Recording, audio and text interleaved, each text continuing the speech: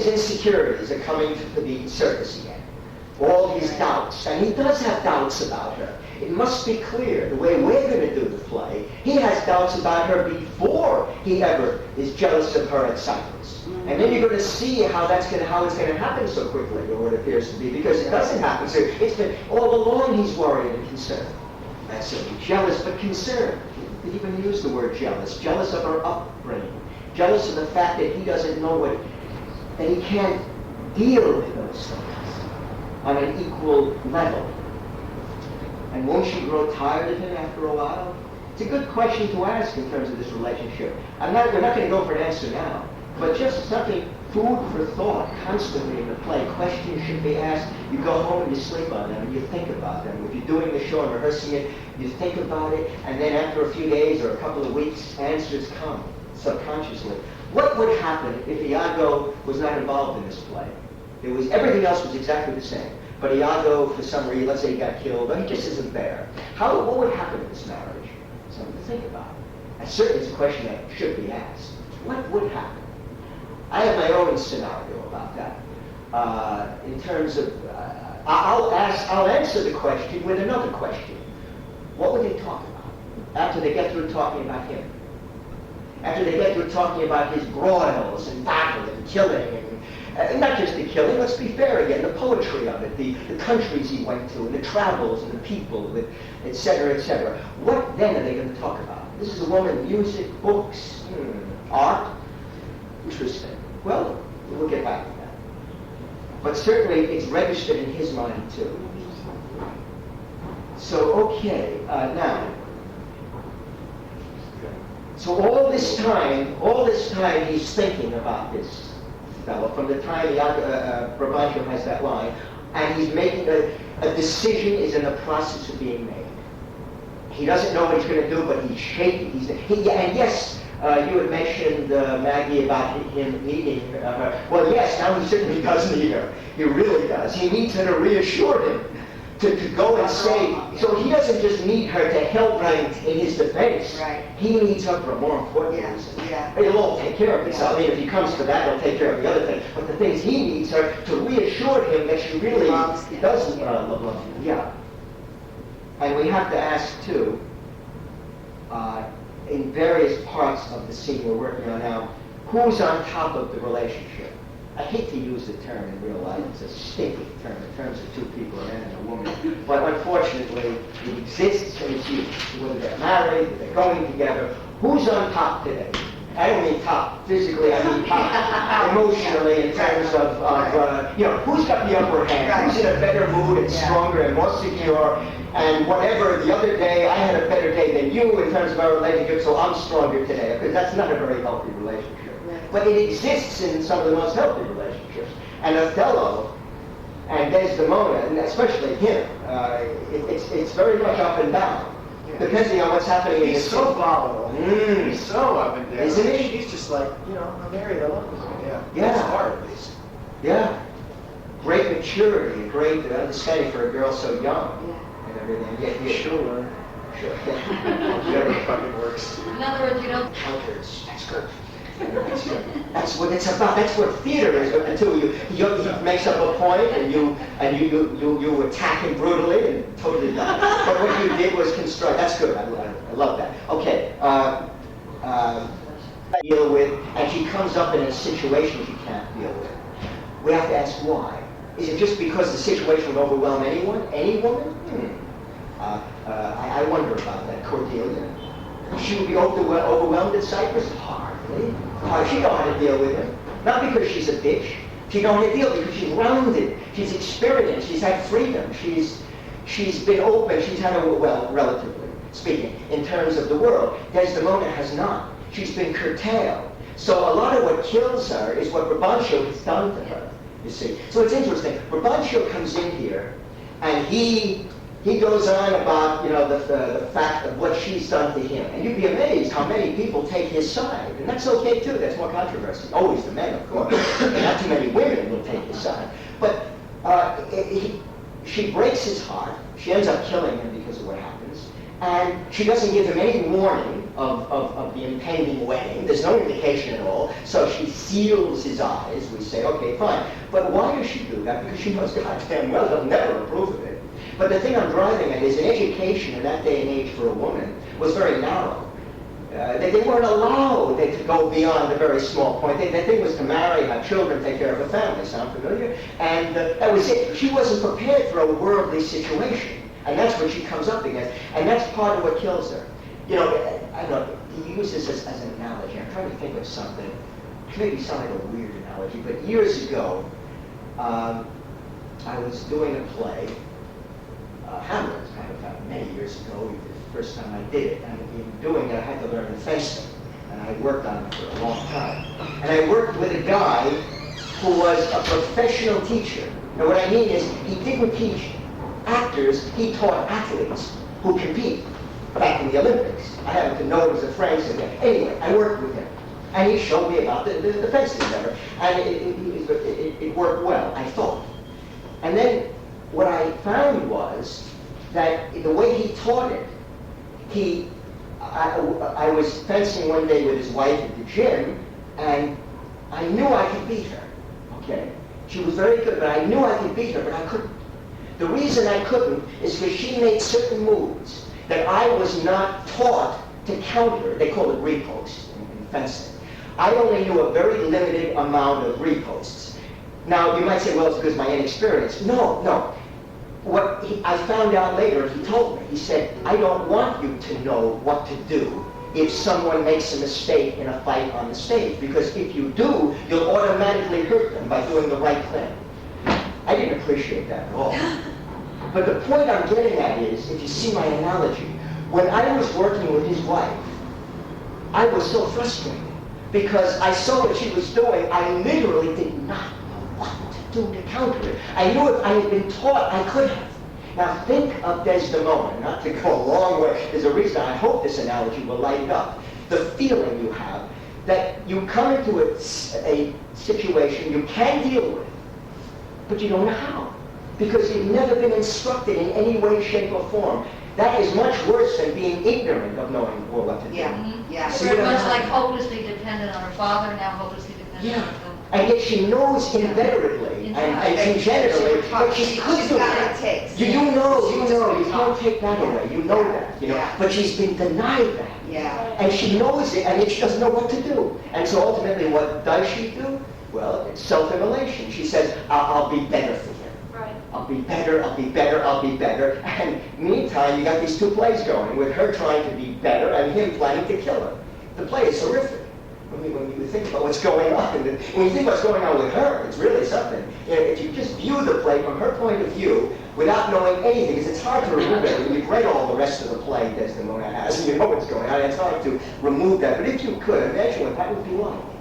Not knowing anything that's happening in the interim with the Iago or anything, Right. just what you see in him, the changes over the course of time. But not being able, what a horrible thing. And Brabantio is the one who, in this quote, he's not involved, he carries out the policy. Okay, so now, before we get to Othello, we have to ask, what is the author doing? What happens in the speech that is important? I don't know, maybe the lines will be a guide, certainly, or whatever. I took this whole long speech right to the very end, before Duke says, if I had heard this speech myself, or my daughter, what happens in that speech that is so important to an audience, to us? What do we find out in that speech? Just something to think about. You don't have to answer. I mean, you know, if you come up with something, fine. But just to be aware, food for thought. Why is the speech in there? Okay, well, it's to tell what happened. But what else is in that speech? And I say else. He goes into the details of what he told her, how he came about telling her the story, first telling Brabantio, and then he finds that she's interested, but she's busy with the house duties, so she's in and she's out. She only hears parts of the story, but she doesn't hear all of it. And she expresses a desire. He can tell it, not blatantly, but it's clear to him. She expresses an interest in hearing all of it. And so he encourages her. He gives her the strength or whatever it is to ask him to tell the whole story, and then he does. And that's really the key area that I'm talking about. The whole speech or that part of the speech? That part of the speech. It's the last part. Yeah. Okay. Excuse me? Yes, but that's of course right. That, in other words, it's her way of saying to him that if you know someone, well, here he is, who's like that, have him tell that story and I'll fall in love with him and marry him or whatever. But getting back to that line, though, it's a key She doesn't line. want to, isn't it against everything? The worst anxiety for her of all, to break from Yes. infatuation. Yes. Now we're almost on top of it. Yeah. We're almost on top. So in other words, she's saying, in effect, I wish I had not heard it, because, let's go even a step further with that. I wished I hadn't heard it because in hearing it, she's falling in love with him. Yeah. And this is not the way I planned my life. Right. And she realizes that it may be the way her life is going to be. Now that's the turn it's going to take. And it's not good. Yeah. But at the same time, she feels trapped by it. She It's feels almost so she knows her drawn own to it. nature. Yeah. She knows she can get what she wants, and she knows that's her nature. And it's like, oh God, it's like this part of me is going to override my rational part. It's, I'm done for. I'm going for it. I want him, even though I know. It's going to be a very... You can feel sometimes if you're, if your heart takes over your head. Yeah. And that kind of thing, or your nature. And she has always gotten what she wanted. And what she hasn't wanted. Right. Yeah. Exactly. So she knows that. And yet it may turn out okay, but it's going to be adversity. It's going to be, right. And this is not what she. And also, he's foreigner. I mean, it's not just that she's marrying someone he doesn't want her to marry. It could have been a Rodrigo or something, but she's saying, I wished I hadn't heard it. Right. Because it's dangerous to me, not to be killed, of course, but I have heard it, and don't these things happen, and don't we even think these things? Yeah. It's not so. And but she wished she had not heard it yet she wished she had known such a man. So she's torn between the two, between him and... This is Othello speaking. This isn't Desdemona. This is Othello talking. But Yes, she's yes,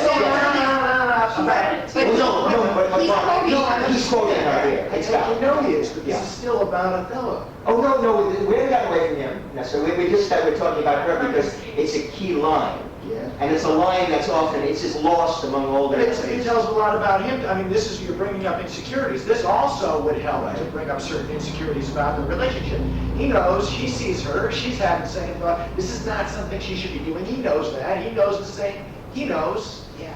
Sure. And this is revealing about him too. And then he turns around later and he says, and I loved her that she did pity him. Well, that's a real revealing line as well. That tells a great deal about it. That's a C. That's a C. That's a what? Character. In other words, the one she wished she had not heard it is a C for her, even though he's talking about it. That's for her because obviously he's quoting her. Of course, I don't think that Othello is interpreting what she means the way we're interpreting it.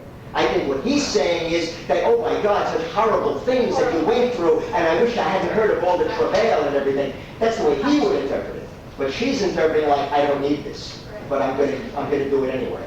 So Yeah, but if you do have him interpret it like we are interpreting it to maybe both ways, it does add that insecurity. Yes, it's like, possible, absolutely. And strongly so. It's like, possible. okay, no, That's a good point you bring up about the courtship. Not that we're going to cover everything in this one speech, but to listen to him here and in other areas of the play early on, it sounds like a pretty smooth courtship. I mean, and it sounds like she courted him. That's what I get from these speeches. Yeah. I mean, and he was so taken by her response that that's what it says. Yeah. That's what that's true. So there would be a C at the end also for him. On this hint I stay. She loved me for the dangers I had passed, and I loved her that she did pity them. Well, that is a big fat C. That's a character line. Yeah. It tells us so much about him and about their relationship, and it's also a major area. And the other one, as I mentioned,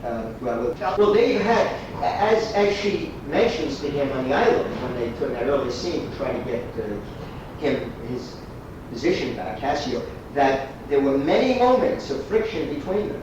There's nothing to indicate that. I mean, there's no lines about that early, certainly not from him. It sounds very smooth. He courted her, very poetic, and this and that, and then she fell in love, and that just happened. But according to what she says, she was disgusted with him many times I ask you another question, food for thought. What was it that created the problem? Now I know she was fearful of getting involved in this kind of relationship, but that's not what I'm talking about. That's something else. She wouldn't be mad at me for that. But what was it that caused these arguments that Cassio had to come between them?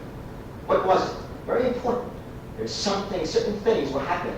I mean, things that relate in terms of the play and in terms of the development of these two characters vis-a-vis each other. It's a key line, it's often used in that scene only for her to go on to another point, but the point itself is important. He says, or she says, how many times he came between us when I was, in effect, disgusted with you, or so angry at you. It doesn't sound like Desdemona with Othello. Now, what was it that would have made us so... I'm talking about character.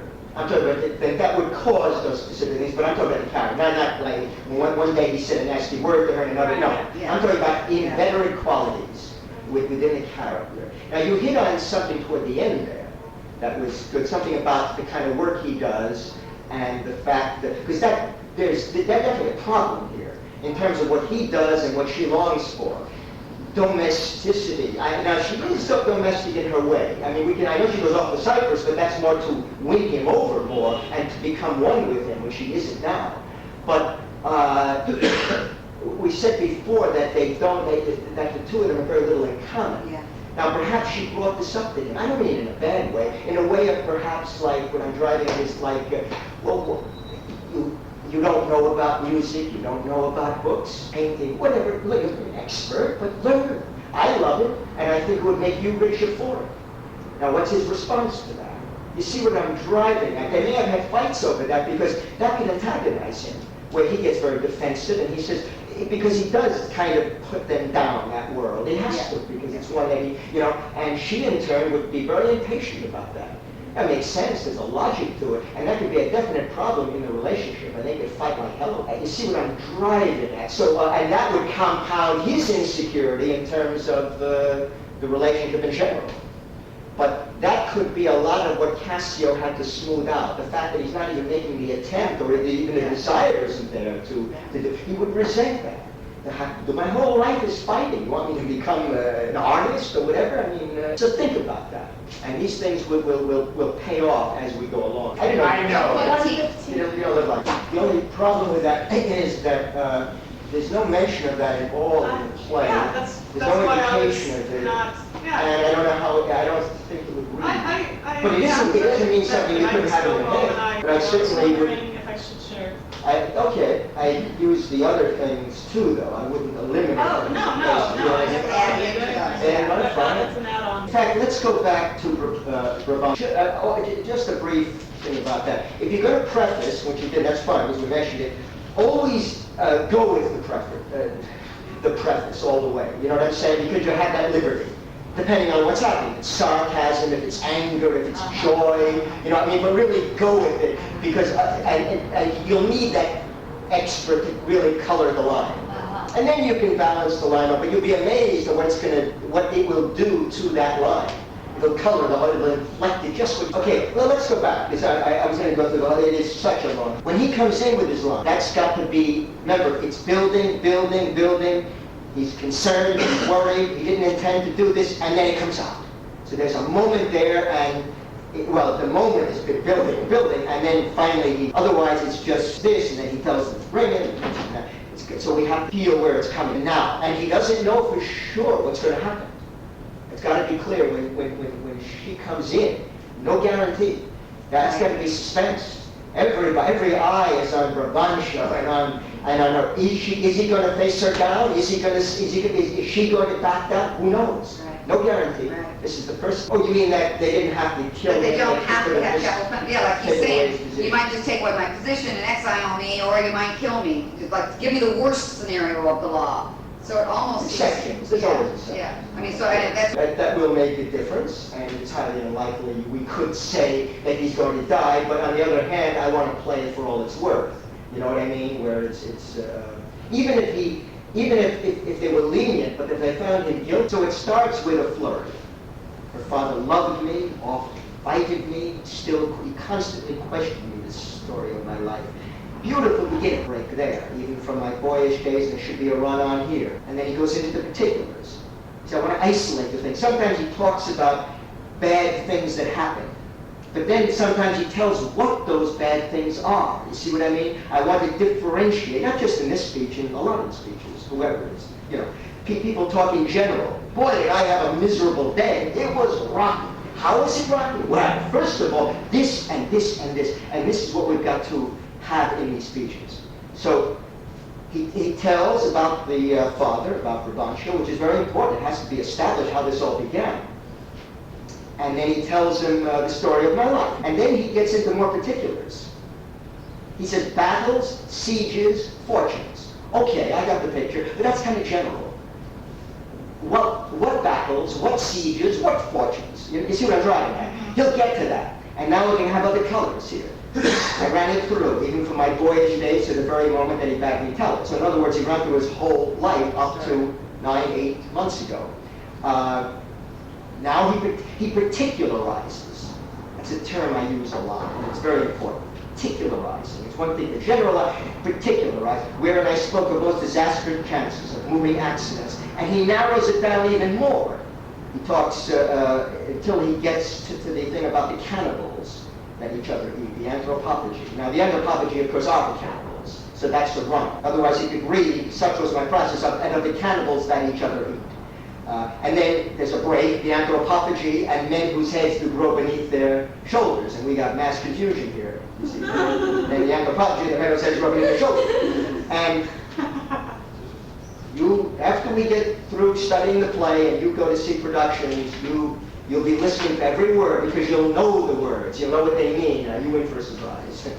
Arbitrary inflections and colors drives me crazy. And the worst thing, I don't know, is it the worst thing? The critics come down and they don't know. They don't know any more than these people who are watching the play. They don't know Shakespeare and Majority, you know? And they go, and they're fooled the same way. And they go by generalities and by, they don't know what the lines mean, not really. So, going back a little bit, being taken by the insolent foe of my redemption thence, break, importance in my travels history, how I responded to it. In other words, wherein of Anters vast, now he particularizes. Wherein of Anters vast and deserts idle, rough quarries, rocks and hills whose heads touch heaven, it was my hymn to speak. In other words, in order to tell her about these things, I had to tell her about these things. These were the things that were involved in the adventures that I spoke of a little bit earlier. Okay? So there's a logic. And then such was my process. In other words, that was how it was done. Okay, and then he goes on. And of the cannibals that each other eat, the anthropophagy, and men whose heads, and then there's a break there. There has to be a break after anthropophagy, just a brief one. And another color. You see how colors, contemporary plays, it's so much easier. In Shakespeare, if you don't have that other color, the line will still be confusing, even though you have the break. So there's got to be a new color on the next thing to make it clear we're talking about something else and what it is. And that can be justified by a response to the men. Then there's a break. These things through here with Desdemona seriously inclined. Now we're narrowing in on still the house affairs would draw her thence. There's a break there. And these lines tie together. Whichever as she could with haste dispatch she'd come again forth, and with a greedy ear devour up my discourse. That's a break. And then, which I observing took one supply an hour. Break. Now he's getting into a very sensitive area here, and found good means to draw from her, and this is a run-on too, and found good means to draw from her a prayer of earnest heart, and it continues the run-on. And found good means to draw from her a prayer of earnest heart that I would all. And then he explains why. Because, whereof by parcel she had something heard, great, but not intendedly. So she didn't hear the whole thing. And she obviously wanted. But it's got to be clear that he knew that she wanted to hear more. And she was too shy to express this desire. So he found the words somehow to get her to ask. He found good means. He found the way to get her to ask him to tell her all the details of his life. And often did beguile her of her tears, run on when I did speak of some distressful stroke that my youth suffered. Break. My story being done, she gave me for my pains a world of sighs. Break. Now he's telling her responses. Very important. Well, what happened? A world of sighs. And then she said, she swore in faith was strange. Break. And then he compounds it. Was passing strange. And then another break, and he compounds that. 'Twas pitiful, underline the pitiful, underline the strange, underline the passing strange, and then 'twas pitiful, 'twas wondrous. Okay, so I would use a substitute there because strange and pitiful just won't make. So it was wonderful. You stay on the script. Zero. She gave him everything. She swore in faith 'twas wonderful. 'Twas exceeding. So I try to find substitute words that would come closest to what the meaning is, and that would also work in the context. She swore in faith. She was. It was pitiful. Okay. It's hard to find an exciting word there. Maybe we'll come up with a better one. 'Twas moving instead of 'twas pitiful. 'Twas moving. 'Twas incredibly moved. Her saying. And then comes that line, she wished she had not heard it, and it all ties together. This is, to me, is one of the most important. This area we're on now, right to the end of this speech, is one of the most important areas in the play. And I must say that when it's done, I know I can see him do it. It's hundreds of years ago. When Kean did it, why not mention the best? When Kean played Othello, he was known for his intensity and passion, God bless him. But if he didn't like an area and found it boring, he just ran through it very quickly until the next good area came up. That's kind of how he was. Okay, obviously he was he was quite an actor. But anyway, what I'm driving at is he threw this whole speech away because this just didn't happen for him. I mean, it's recorded. This is sort of how he did the speech, and he just threw it away. This wasn't up here. He wanted to get to the temptation scene and all the other stuff, whatever. I've seen others do it. The standard way they usually do this speech is exclamatory. Voice, and they deliver the speech, and the whole thing is, it's poetic, but it means nothing in terms of Desdemona. It's just a very fancy, highfalutin speech. Another way, I saw Olivier do it. I thought he was a wonderful fellow. But in this area, what he did was he kind of threw it away. He very, very quietly. He usually would do that in parts, and he did it beautifully, so that he could grab the audience early on. What I'm trying that in this speech, what we've got to see here is what it meant to him, what she said, not what she said, what it means to him. And you do that in playing the role, and you will win that audience over because they will see Othello at his most attractive. And it's valid. We're not playing games and tricking them. This is him at his most, and we will see what Desdemona saw. That's what we've got to see. That's what I was driving at before. The reason he puts this speech in. I mean, he can put the speech in anyway for other reasons. But one of the main things that comes out of this speech, in addition to the fact that it tells us facts. What are facts? Facts is nothing. It's what's behind the facts.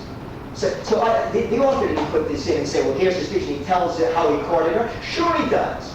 But it's a long speech, and it's not going to carry it. But what's behind the speech that's more important than the facts are there, they're given, is what it means to him. And what did it mean to him? He was amazed. So this whole thing, this whole last part, when he repeats what she said and her responses, we see now his amazement. In other words, he relives the whole thing.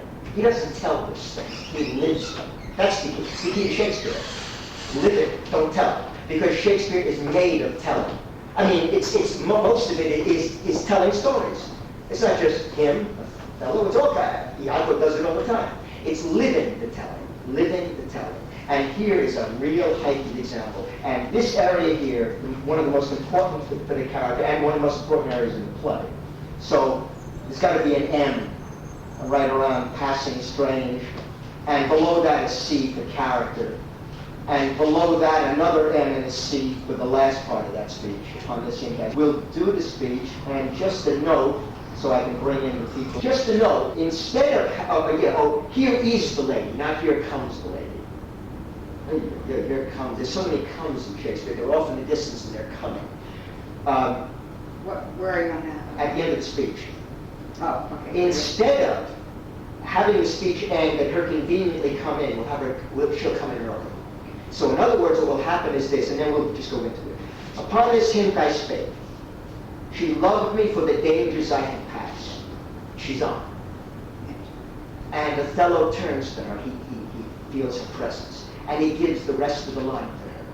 And I loved her that she did pity them. This only is the witchcraft I have used. So immediately we established between the two of them, it could be a very beautiful moment. Yeah. Before we ever get to, so what I'm saying is forget entrances and exits in plays. Who cares what they say? And that's not an author's prerogative necessarily.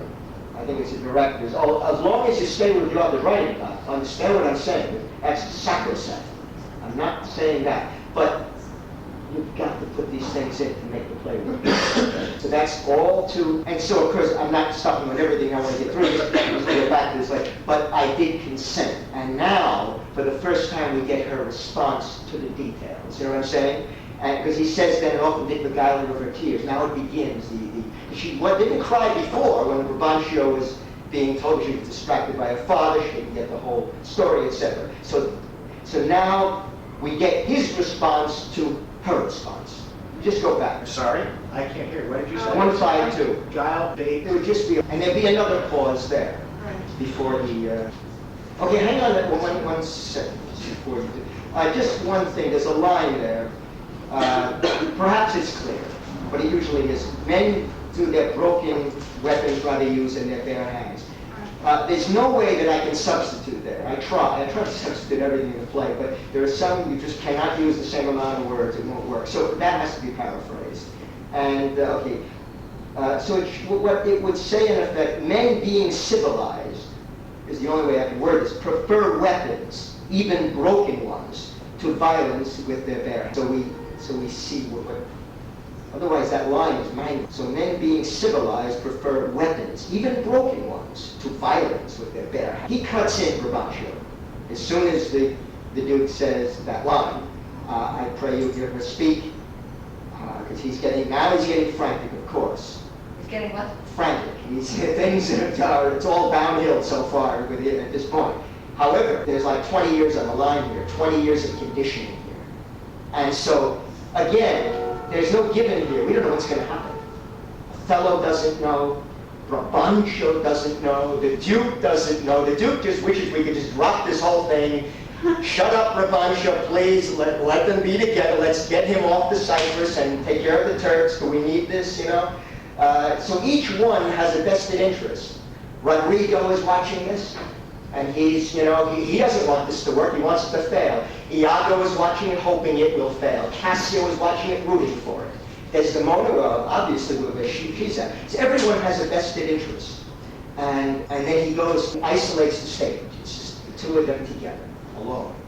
We can hear, but we can't. So that there would be a pause after light on the man. Now focuses on her.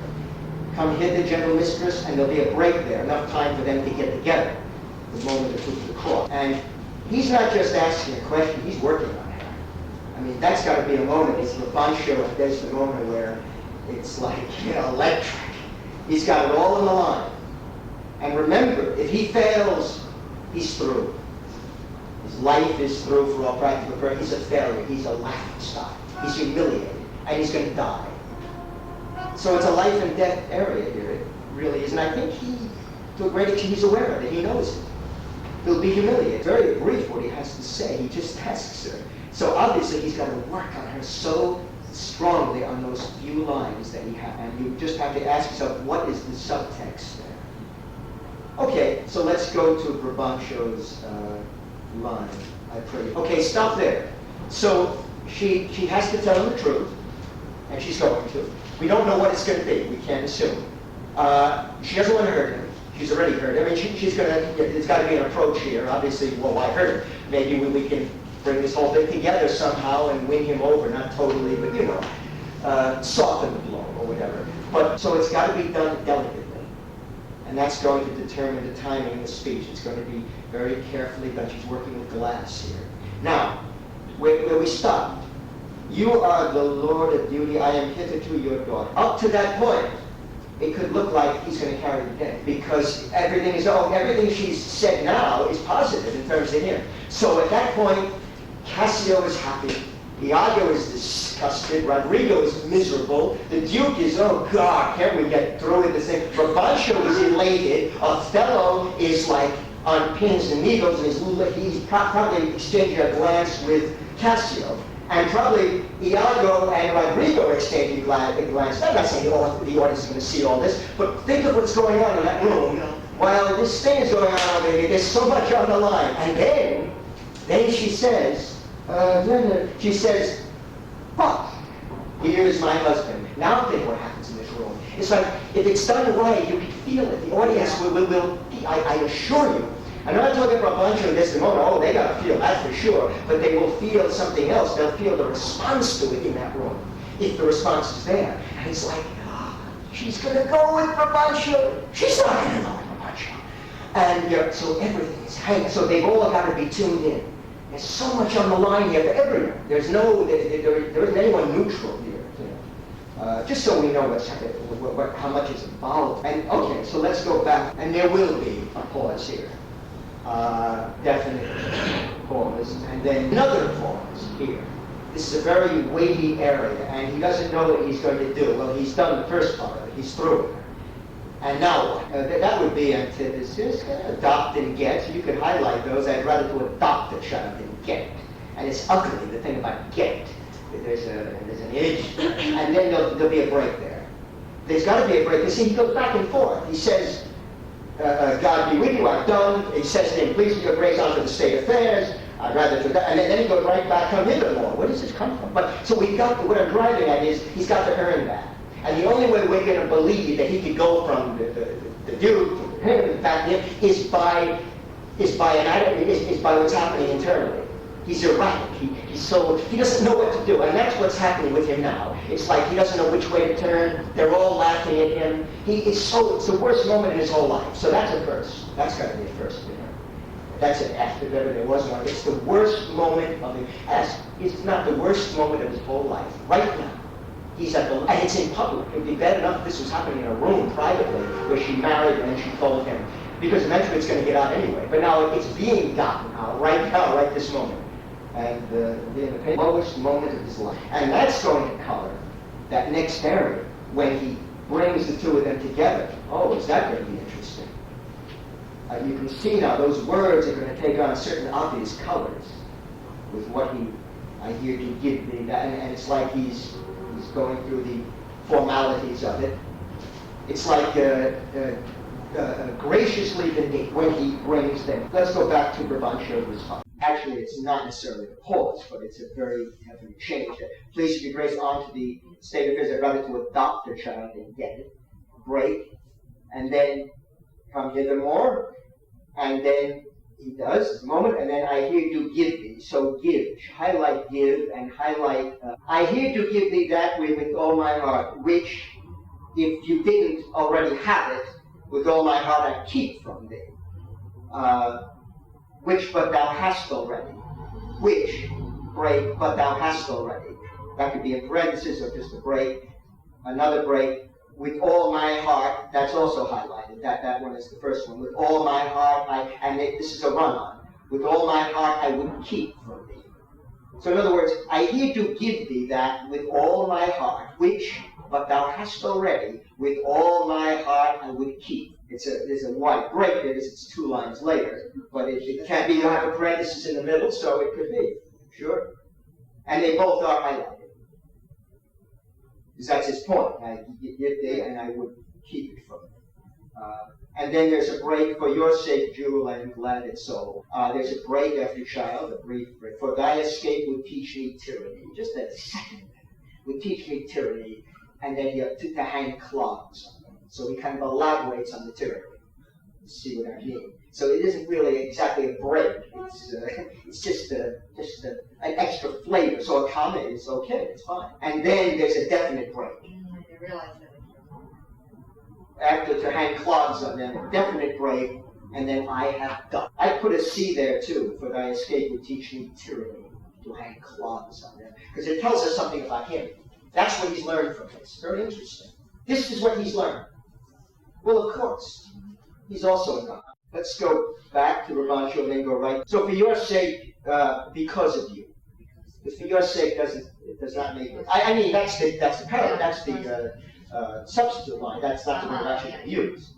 but they use that as a substitute just to get the flavor. Because of, you don't even have to use it now, it's just I want you to be, it's moribund, that word. You know, where, I mean, it doesn't mean, most people don't know what it means anyway, but it means the same thing as, in effect, as step.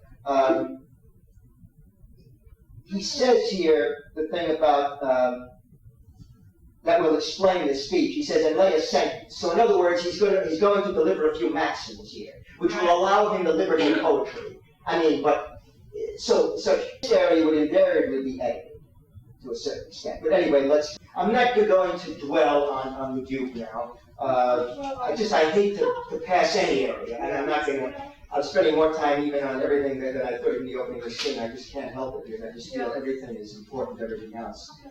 As far as the Duke, we will do it again, though. I'm not going to pass that fast.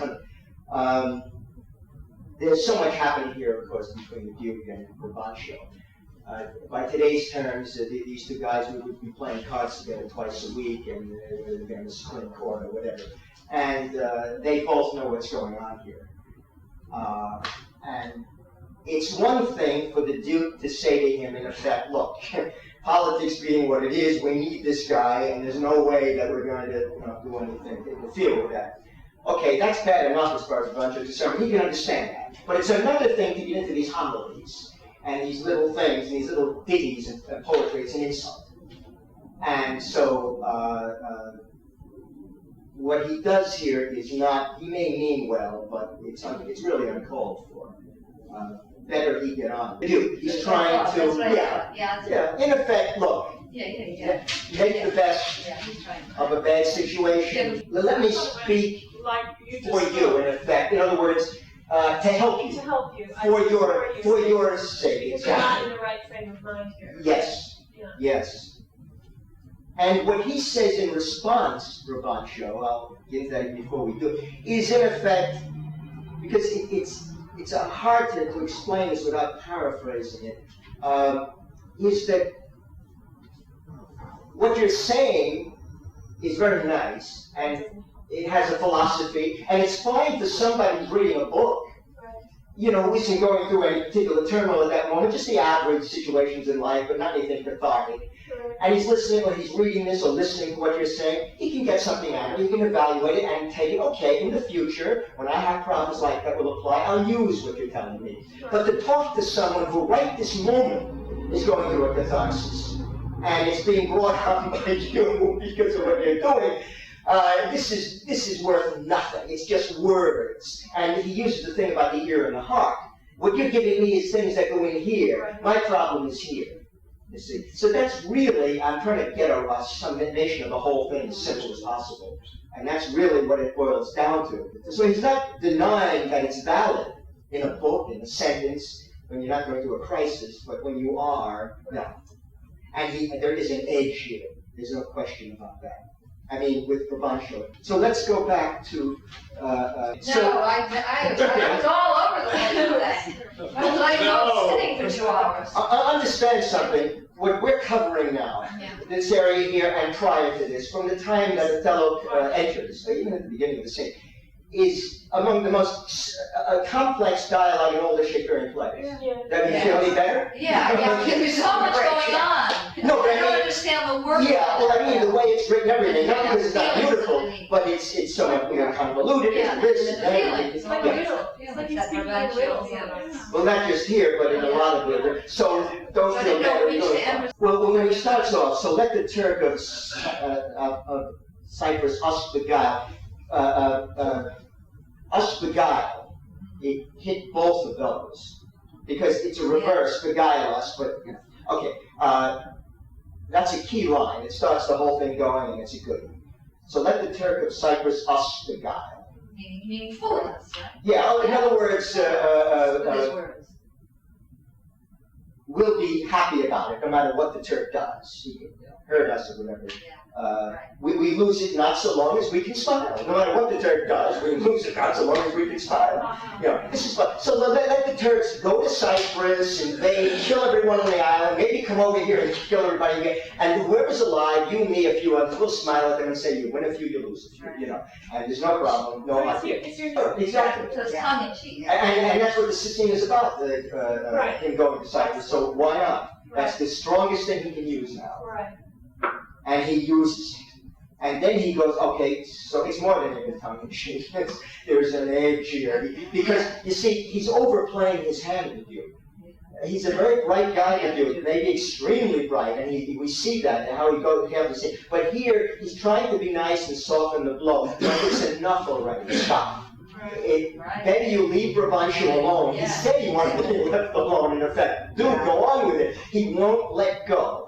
And so Brabantio, okay, you son of a bitch. I know what you're doing. I know what's going on here. This is politics. And now you have the audacity to treat me like a child. Oh, and then he lets it. Since he used the term, the Duke, about lay a sentence, we have the liberty to use the poetry here.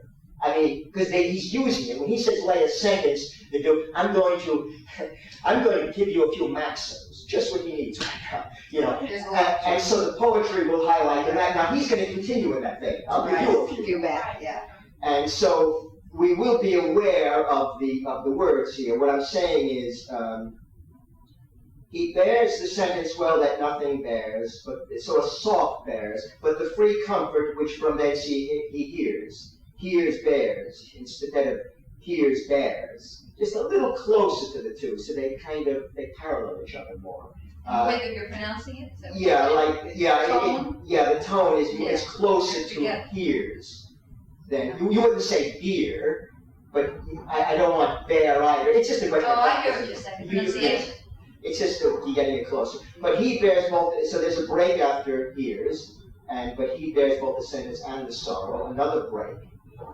That to pay grief must the poor patience follow. That's his point. That's him. So poor patience follow is all those three words are highlighted. And then you have an antithesis here. These sentences to sugar or to gall.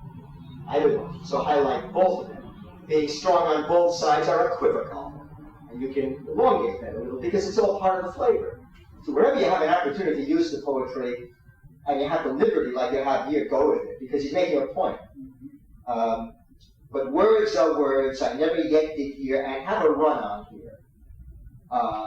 But words are words, and then, I never yet did hear that the bruised heart was pierced through the ear. And you can still retain the poetry, which would be nice, and yet you can put the whole line together. It's just a question of a little inflection. So I never yet did hear that the bruised heart was pierced through the ear. It's just like elongate. And then there's a break there. And that's it. I humbly beseech you, proceed to the affairs of state. And blocking-wise, I mentioned blocking, not always, but times, because I want you to have an image of what's going on, and that will help an understanding of the lines and what's happening in the play, if the blocking can highlight it. So you have Brabantio, and he has that last line. He's standing near the Duke, obviously, because the Duke went over to him. In fact, he goes to him or whatever. Okay, and he says, "I humbly beseech you," and then he crosses away. Proceed to the affairs of state. If he doesn't cross away, you got a problem. You're going to have him standing there, and the Duke is going to be looking at him. He's looking at the Duke, or he's going to turn away or something, and we have nowhere to go. He'll move away. That's his way of ending this. Then the Duke can watch him for a moment or two, a few seconds, and there's got to be a response. Perhaps he nods, he shakes his head, not nods, he shakes his head as if, and then he gets back. There's got to be a little, a decent interval. And then after that break, the Duke, he has his moment with Brabantio, he looks at him, shakes his head, tried everything, it didn't work. And then it's on to business. And now we see him at his best. And it's interesting. Here, he goes to prose.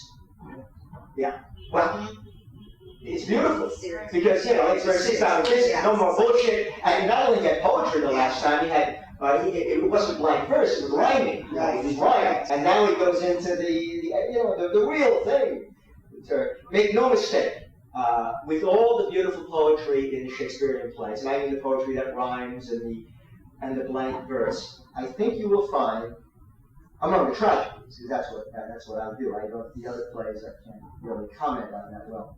Among the tragedies, there is no question that the greatest dialogue is prose, is in the prose. What does that mean? It means that the prose is very important in Shakespeare. You know, you look at Lear, you look at some of the others, and you'll find things in other areas, but the prose often has. And another thing interesting is almost everything that Iago has in the play, well, say about half at least, maybe 60% is in prose. It's interesting. Rodrigo seems like all of that is in prose from him. Well, why did you choose to write from, end of page on this? I'm sure this is taken, it's really interesting. You mean the style in terms of how they print it? Is that what you're talking about? Yeah. Well, that's because it is prose. There is no break. It just goes the way it would, the line, to the end of a sentence, and it continues with the next word. Just so when we see this, even in the Iago stuff. Well, Iago has a lot of it. He does. Oh, yeah. You'll see, especially at Cyprus. Othello has almost none, but then Othello starts to get into some of his language as he becomes rawer, as the play goes on. It's interesting. We'll get to that. Okay, I'm sorry, I just want to instead of did, do. That's again another alternative reading. And very important, because if she says that I did love them more, it's in the past. It can be done that way. Sure, I loved him then, but I do love him now. And so it would be a lot stronger. Okay, good. We have to ask the question. We always have to ask the question. Did they plan to have her go to with him? In other words, the call was imminent to go to Cyprus, and that's why they picked now to marry. We know that. And when the call comes, they're going to present their case like they're doing now, and then he's going to go to Cyprus. That's understood. Now, is there any plan? Did they have anything in mind, the two of them, where, look, when you go to Cyprus, I'll go along with you, and we'll be together? It has to be understood that's unheard of. For a whole bunch of reasons. I mean, to take a woman along, it endangers the whole situation, obviously. It means she'll have her people with her, etc., Amelia, whoever. So, did they discuss it at all? I think the indication would be that they haven't. In other words, it's not, she's going to be here, and he's going to go there when it happens. So, here's what I'm driving at. The story behind the story, the play within the play. We get back to the Sagittary again, always back there. Brabantio comes to the street and tells him, you can go off to jail, I have to go to see the Duke. Okay, we'll go there first, I'll present my case. Anyway, he went inside earlier, right, to talk to her before Brabantio came. And we say he told them, of course, that they called him and then he leaves. She's in the Sagittary, Desdemona. She must hear what goes on in the street with Brabantio. She has to hear it. She's behind the door, for God's sake. She doesn't do anything because he told her, don't get involved. I'll take care of it. I'll try to. Now he's gone. She hears them walk off. She's alone at the Sagittary, waiting to find out what's going to happen. It could be a few hours. Who knows? It could be a day before she hears. She doesn't know he has to leave tonight for Cyprus. It's soon. Anyway, and what's going to happen with the marriage? But for the first time, the reality of going to Cyprus settles in on him. I mean, we know he's going to be called. He told her, I am called now, which means in her mind, it's just a few hours, maybe a day. Maybe that's not a few hours, a day or two, and he's gone, for sure, off to Cyprus. So she's left alone to think about two things. She's left alone to think, number one, which is paramount now, we have to proportion, Brabantio. That's the main thing. Will we be able to override him and have the wedding approved? That's what they want. That's their main objective now, to have it approved by the state. But this thing is beginning. The thing is beginning in her mind about the reality of him going to Cyprus and me being here. Yeah. Okay. That's all it goes. No more than that. She thinks about it and it worries her. Maybe because the fear of God's here. She gets chills. Because she hadn't really thought of it before in terms of the moment, only in terms of the future. Okay, now, an hour goes by, Iago comes with the other officers to tell her that that he wants her to appear. Okay, so she comes, she makes her appearance, and she speaks to him. And she breaks with her father. Okay, that's over. That's done. We've taken care of the first objective, and the main one. That was the main one. Brabantio is taken care of. The marriage is approved. Now, he tries to soothe Brabantio, it doesn't work, and then he turns to him and he gives him the orders. Now, there's nothing to distract her from, he goes to Cyprus, I stay here. There's nothing else but that. Now, what is Othello's response to that? He says, so he tells him, you're the one, Montano is a good man, but you are, of course, the best, and you're the one we want. Okay. And he's ready to go. Oh, God, it's been 9 months, no killing, nothing. I mean, he hasn't done it, not to say that, that's not fair. He hasn't done his work, he loves his work. And he really does. And we can see that in his speech, the eagerness. So everything else is stopped now. His whole focus now is the war. I'm going to Cyprus. Okay. And he says that a natural and prompt eagerness, I find it obvious, and to undertake this, so with joy. And then something for Desdemona, a few crumbs. I created this position for her. Okay. Now, Desdemona has to respond to certain things that are happening here. The thing with Brabantio's over. She's got to respond to the Duke's orders to Othello. That's important, because it's the first time when he's being given specific orders. So again, we're particularizing. It's one thing to know you're going to be called in a day or two, that's fine, and anticipate. It's another thing to know you're on call and you're leaving now. And so everything is now. Okay. So she responds to his thing to Othello. She takes that in. That's nerve-wracking. It's very exciting. He's going to go off. And then her response to him, to Othello, his eagerness. He's all ready to leave. He's ready to leave. He's going to marry. Good. She'll be taken care of. Wonderful. I love her. God bless. I'm off. Now she's left with that. And it's like, whoa, her head is. I remember what I had said earlier, to make you realize what's involved in this role. I'm talking Desdemona, and I'm not Othello or Iago. This whole thing started at 10 o'clock. That's when she left Brabantio's house illegally or whatever. And since then, look what's happened. I mean, she's been a terror. She went with this guy and Gandalia. She brought her to Sagittary. She's hiding there. The confrontation in the street. He goes off. He tells her to stay. They come for her. He goes to them. Now she gives this speech. She defends him. She breaks with her father. Things are happening, and then all of a sudden, after that's over, before she has a chance to luxuriate in that, this is important, before she has a chance to really enjoy that and say, oh, wow, we carried the day, he gives the order for him to go to Cyprus, and now immediately, the joy is taken over by concern and worry, the worry she had in Sagittary. So it's like, oh boy. So all this has happened in 4 or 5 hours, so you can imagine where she is now. Her head is just, but he's spinning, absolutely. But she is worried. And what I'm driving at is she hasn't made a decision. Neither of them had made a decision for her to go to Cyprus. This is spontaneous. It's been building, but it's been building since the Sagittary, since she was alone there and he left her. But she couldn't concentrate on it. Now, as soon as Brabantio is taken care of and the order is given to him to leave, now that's what she's into. She doesn't know what to do. She doesn't know what she's going to do. She doesn't know she's going to go to Cyprus. She doesn't know. And then when she sees his response and his eagerness, I think she has to realize right about when he says, I crave fit disposition for my wife. When he gets to the reality of what she's going to do, and she realizes it, that's when there has to be a big fat deed of discovery for her. That's where she realizes, I've got to go to Cyprus. I've got to make an appeal.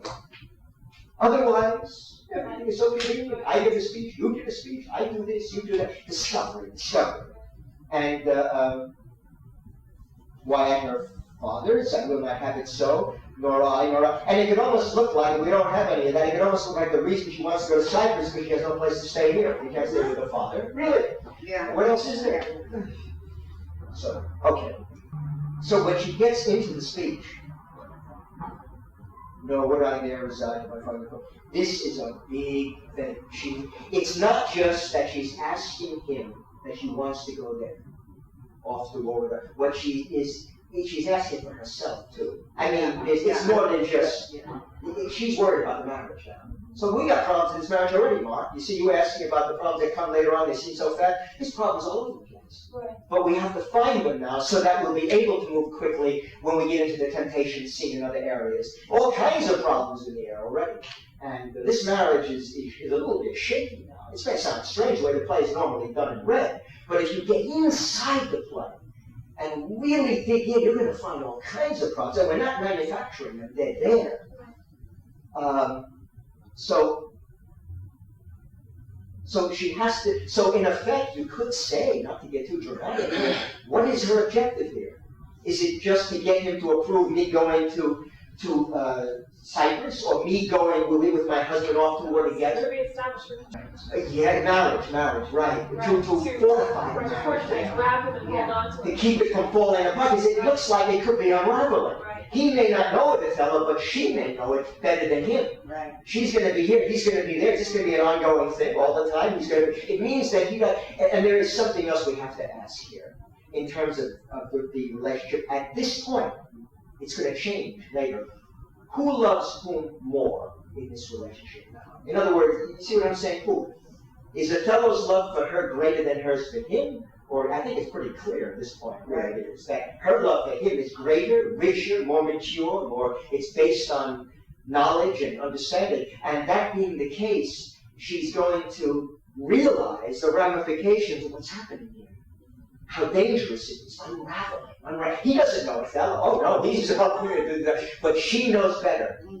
She is much more mature than him here.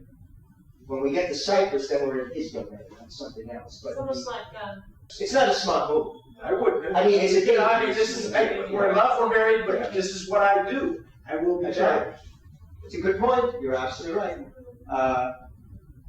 Well, he does. He does because he's so. He doesn't expect this.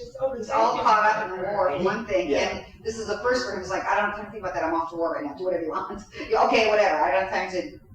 Well, it could be even Decide. more than that. It could be he's very complimented by this. Yeah. And so helping me not take up, Yeah. it's subjective. It's not objective, Mark. I don't mean that. I'm not saying this is some instructive decision. It's not. But it's a decision made. We have to ask why. It could very well be because it's like he's so carried away by the beauty, by her feeling for him. Yeah, that she wants to be. That she wants to be. Yeah. And this is a dangerous situation. Yeah. It's easy to look at the play. I mean, we're in this scene and we know what's going to happen, and you always have to remove that. Only use that to help you, but not realize the way the play looks now. It's a war play. I mean, we don't know that the Turks are going to drown at sea. How the hell do we know? That's a fluke. Right. It's a fluke. And then after they drown, we go on to but we don't know that. And as far as we know, it's going to be a war going on, hand-to-hand combat, everything. She's going to be there. Yeah. And she get killed and get raped. God only knows what's going to happen. So it's not a good decision in that sense. But on the other hand, his attitude is not very good either. So we got problems here. What it may mean is it's insurmountable, these problems, if you really look at it objectively in terms of a future relationship. Because if it's objective what he does, and he doesn't let her go, which is the smart thing, for her sake and everything else, it isn't in the sense emotionally, because and the other thing is she's giving her life to him. right. Yeah. To his word, his desires, his needs, his this. I defy anyone to find one, and this will keep you up all night, find one line in the play where Othello talks about her desires, her needs, Right. her wishes, her life. One line. Everything that she says and that he says is about his career, his life, his future, and she does it. She's glad to do it. She gives her life to him, in effect. And there's nothing romantic about that. There's got to be a balance here. Yeah. Well, she is well, yes, he is in a way. In fact, I said, Looking forward to that, I'm sure. he says not. He says it won't distract him, of course, and he means that it won't. He'll do his work, and he will obviously be, they will consummate the marriage, of course. I mean, where he wouldn't if they. Okay, but that's not. And we're talking about a dangerous time. It's horrifying. The way, the Turks were brutal. No, not exactly. Not important. The Turks took back Cyprus about a year after the play is taking place. Assuming the play is taking place in So the main thing here, of course, is why she decides to go with him. Right. And it's not that simple. There's something that's building and building and building, and it's so integral to their relationship now and in the future. And again, he's on top of the relationship here. If you want to use that term, but he's the stronger one. He's the one who's loved and adulated, and he loves her, of course, in her place. But as he said, I loved her because she. And why did he love her? He loved her for her response To him. to him. Right, so this is another one of those. See the irony here. She breaks with the Senex, the way of the society. She breaks with that. Yeah. And she said, no, I'm going to be my own person. And she marries someone outside of the family, whatever, which you don't do. Right. But now that allegiance that she broke, she gives to him. Right. And it's not meant to be that way, but that's what happens. So the very independence now is now sacrificed again. Yeah. Right. Well, like Mark said, that's the relationship. Right. Yeah. Yeah. But the thing is, Mark, today it hasn't changed that much. As a matter of fact, I had said in the first class a couple of weeks ago that it's different in the United States. Well, they have a long way to go here, too, as far as I'm concerned. A long way. Because now with Congress, but anyway, that's another story. What I'm driving at is, if you look at the other countries in the world today, Africa, Asia, China, I get down the line, if you go into the details of what is going on in these countries, women, in terms of the government, in terms of men, it's a horror. And I remember a woman saying to me not long ago, a couple of years ago, what was happening in Somalia and in Africa in general, and saying, well, these women, it's their fault, it's a disgrace. See the women holding the babies, and the baby's probably going to die. That's why they have so many children, hoping that out of 10, 1 or 2 will survive. Holding the child, and you think, yeah, it makes sense what she's saying, doesn't it? It's her fault. Why does she have the child? Well, why does she have the child? She has the child because the men won't practice any kind of restraint. In other words, they won't use contraceptives. They won't be. And so the women, in effect, it's rape. They're forced. These children are forced on them. A lot of people don't know that. They have a simple answer, just don't have children. But what happens when you can't stop it from having a child? And it's a hard. So to me today, this play is so applicable. And I'm not forcing a modern view on it. I don't mean that at all. I'm going by what he is talking about in that day and age. Because he was so far ahead of his time in terms of women. It's unbelievable. And we mustn't confuse the Elizabethan view with the Shakespeare view. Because there's a tendency that just study what happened then, and we should absolutely know about everything that's happening in terms of their beliefs and their mores and their superstitions. That doesn't mean that he believed that. We have to separate them and ask ourselves, well, what does he believe the witches in the death? Really, does he believe in witches? But nevertheless, there are people who did. The king did. He wrote a whole book on it, for God's sake. And that was a raving idiot. But he was. But he dealt with it. But we have to ask where he was coming from and where society is coming from. There is a difference. And he's so far ahead of his time. So she's struggling here in that speech. So it won't be so letter perfect. You'll find areas where there's a moment there she doesn't know what to say or how to. Searching. It's all spontaneous. She hasn't worked anything out. She had no time to work it out. Just made the decision a few lines ago. And she doesn't know what she's going to say. It's just, But she has to say so. And he kind of helps her. Let's go back to Othello's line. His response. I would replace that line. Just when you're working on it, I do recognize, because agonize won't do anything for you flavor-wise. I do recognize a natural and prompt Latin, and that's all tied together. They're all run-ons. I find a natural and prompt Latin. I find it hardness, and to undertake these present wars against the Ottomans. And that's all one thing. And then he gets into the particulars. I want her taken care of, and this. Okay, and just a note there, when he gets to that last part, so the first part is that I love, this is the kind of thing I live for, and he explains why I find it hard to and then he says, and I accept the commission. Well, of course he does, but nevertheless, it has to be done, and there's a flair to this, and it's important. And to undertake these present wars against the Ottomans. Okay, now, most humbly, therefore, bending to your state. In other words, since I am bending to your state, I am going to do what you want. Now, a break. There's something I want. Very nice. Just not asking anything unusual. I crave victory. So it's another area. So it's got to be isolated. So So break that up, tyrant custom. And the first part of that speech is subjective. Purely subjective. I mean, he's just having a very emotional response to the fact he's being sent back to the wars that he lives for. And it's very important because there's a point in the temptation scene in the middle when he comes back in after being with Desdemona, and he delivers some poetry to the sky about, the name Steve's and the this and the fife and the this, and that comes with such a love for the military, which, okay. But we see it here. We've got to see it earlier. We've got to see the man who loves to go off to battle. This is his work, his life's work. And, okay. Most humbly, therefore, bending to your state. So, underline bending. A break after state. And then he says, I crave fit disposition. That should be highlighted. Fit disposition for my wife. And then there's a break there, and he particularizes it even more. He gets into more detail.